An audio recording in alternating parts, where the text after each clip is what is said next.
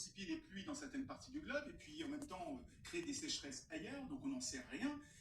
Et c'est pour ça que justement on demande à faire un peu plus de recherche dans le domaine. Et puis qu'est-ce qui se passerait si on arrête d'alimenter le parasol qui est au-dessus, qui pollue avec les avions?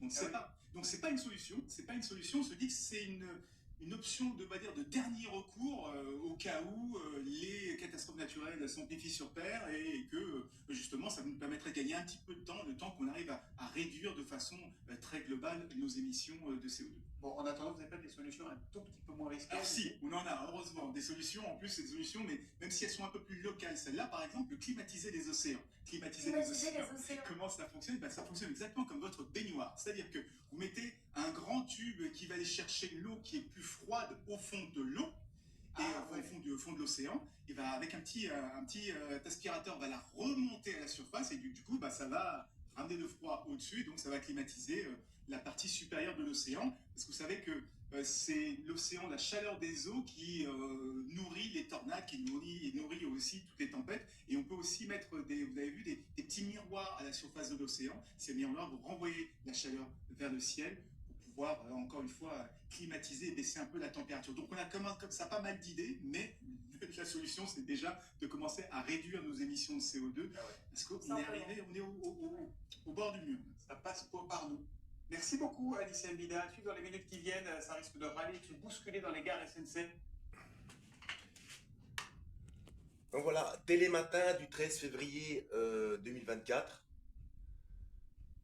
Ben voilà, ils veulent nouveau bidouiller le climat, qu'ils font déjà depuis longtemps, mais bien entendu, c'est du complotisme, hein.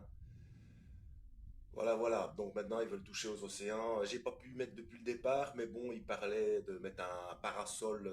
Donc ce sont des choses qu'ils font depuis des années, des années, des années, hein. C'est le programme ARC,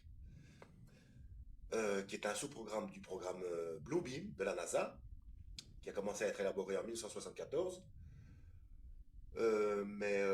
Comment, qu'est-ce que je voulais dire?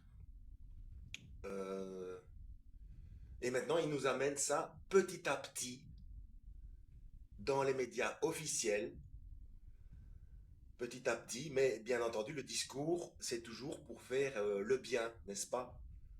Alors que cette technologie, c'est de la bio-ingénierie, non, de la géo-ingénierie, pardon, la géo-ingénierie, pour foutre le boxon dans le climat, quoi, tout simplement.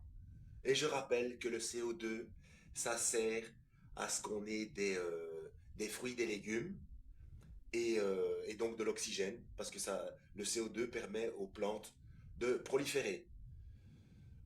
Le rejet des plantes, quand elles ont absorbé le CO2, c'est l'oxygène. Donc, pas de CO2, pas de fruits, pas de légumes et pas d'oxygène. Voilà. Donc, pour le CO2, il faut pas faire tout leur truc là. Il faut planter et arrêter de, de déboiser, quoi. Voilà. Bon.